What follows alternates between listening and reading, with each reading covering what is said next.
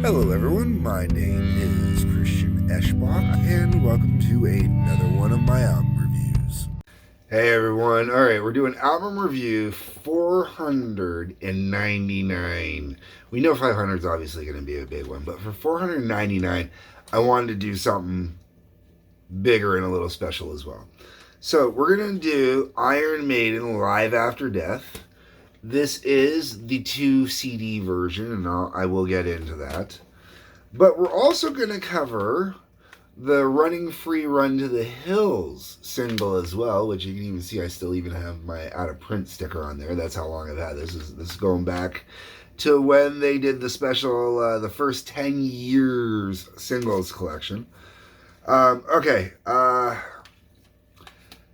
So let's start with, this is recorded in, what was it, 90, I actually had to bring it up here, 84? Sorry, hold on. Nope, sorry, March of 85. Okay, so recorded in, okay, technically it was recorded at 2 different times. What I remember, this is a reissue I should mention of this album. This is not the first copy of this album I had. This is the second copy I had of this. The first copy I had of this only had one disc. This is split up to match, I believe, what was the original vinyl release of it, because the side 4, or side B of the second LP, was recorded in October of 84 at a completely different venue. But the way I had it and always listened to it originally on CD was literally just the Long Beach part of the show. They left out the Hammersmith Odeon part.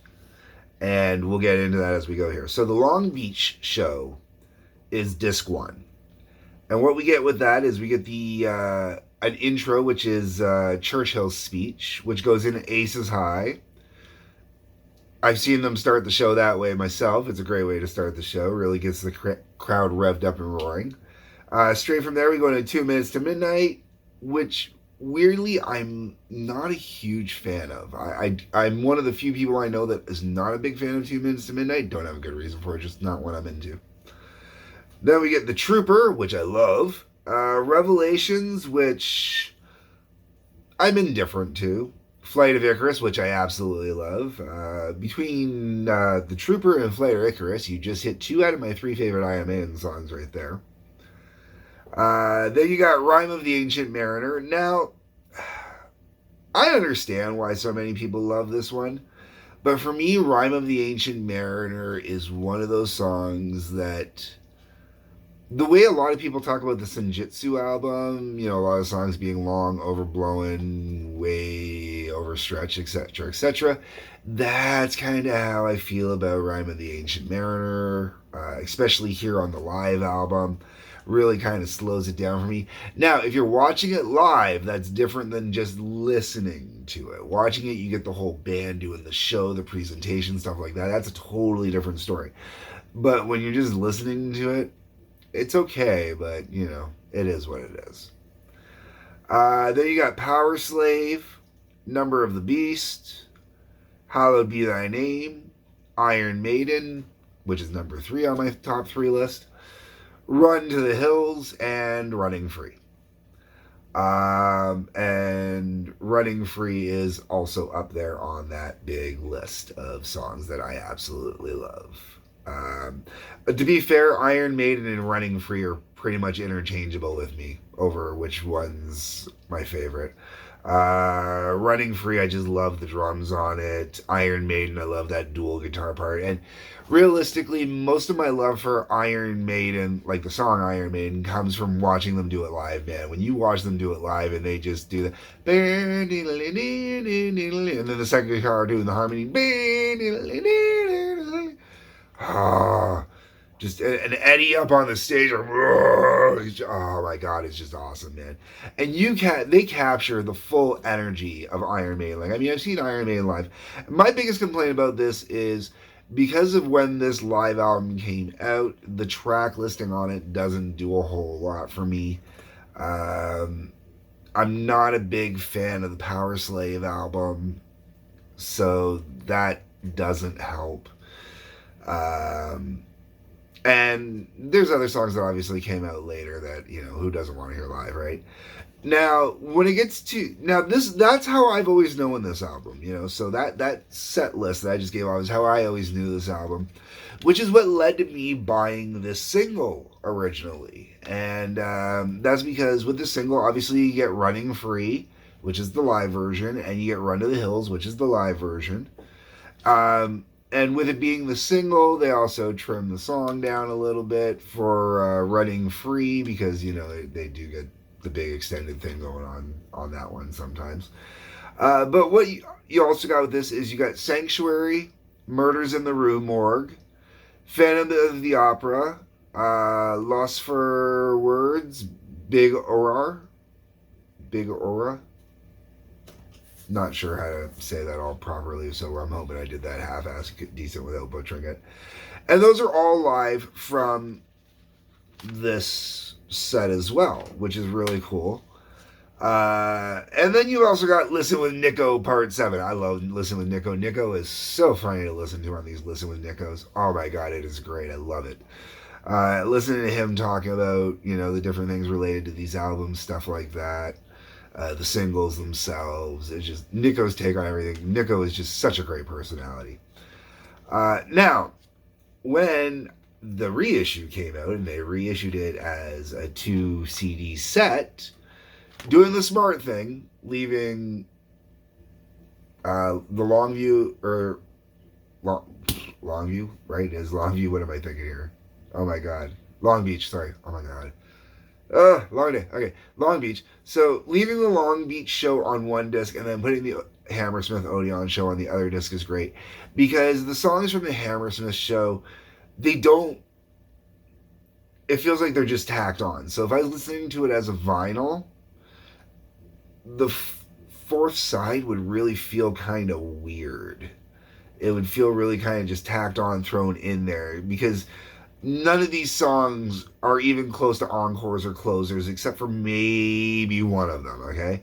So what you get with these extra ones is you get Wrathchild, 22 Acacia Avenue, Children of the Damned, Die With Your Boots On, and Phantom of the Opera. So one of them I had that was on here. You got Phantom of the Opera.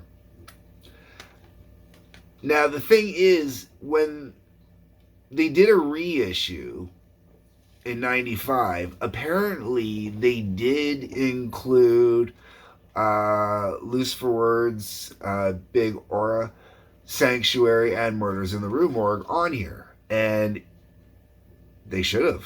They really should have put it back on here. And I'm glad I have the single, so, it's not a complete loss for me. But it's one of those things, Maiden keeps reissuing their stuff over and over again in different ways and whatnot, and it really kind of, that annoys the hell out of me. I've never seen a band that milks their fans so badly sometimes it feels like. And I'm not saying that to be an ass or to be mean or anything like that. It sometimes it really does feel like they're kind of milking the fans. Sometimes it's worth it because, I definitely dig the remaster over the original. It sounds a lot cleaner and crisper. And this reissue is actually from 2015. So this is like a major reissue. Not just a reissue of the album. Like, this has been fully remastered, all that other fun stuff. Whereas the 95 reissue was just a reissue of the original CD with, like, we'll call it light remastering, but that's about it. Artwork, nice and simple. I'm not going to pull out the book, but, that's really cool. Who does not? One of the best parts about Iron Maiden is always the artwork, right? And you get some cool photography on the inside, which is really cool from the tour and whatnot. I know that this is a very much beloved live album, especially if you're an Iron Maiden fan. For me, it's just the track listing kind of that does it in for me. And the only reason why I say that is Once again, Rhyme of the Ancient Mariner, Most of it just comes to the time period, though, when it was released. You don't have anything on here from Somewhere in Time. You don't have Fear of the Dark, going back to the pre-Bruce leaving the band kind of era, As much as I love Bring Your Daughter to the Slaughter and I love Holy Smoke, and there's even one or two other songs off of No Prayer for the Dying that I like, they're not necessarily songs I would miss in a live set, Anyways, folks, those are my thoughts. Those are my opinions. If you can get a remastered copy reissued with the extra tracks that are on here that are not available on here, go for it. But you got to get the fully remastered version of this. It is totally worth it. It really sucks I don't have a full, clean, nice, crisp remaster of the 3 tracks. But Murders in the Rue Morgue and Lucifer Words, Big Aura are really the only 2 tracks on there that really bugs me with. Sanctuary, I'm not overly one way or the other about it, yeah, that's my views on that one. Let me know what you think, folks. That's what the comment section's for down below. On your way down to the comment section, there you'll see in the description that there are 3 links. One for the TWA, that's the Trampoline Wrestling Association. Please check that out. One's the Howling Odyssey. That is where my music endeavors go. Right now I've been working on relaxation music. And the final one is for Patreon. You know what Patreon's all about. So, in that case, hit the like button, the subscribe button, the bell for notifications. Peace. Love. Take care.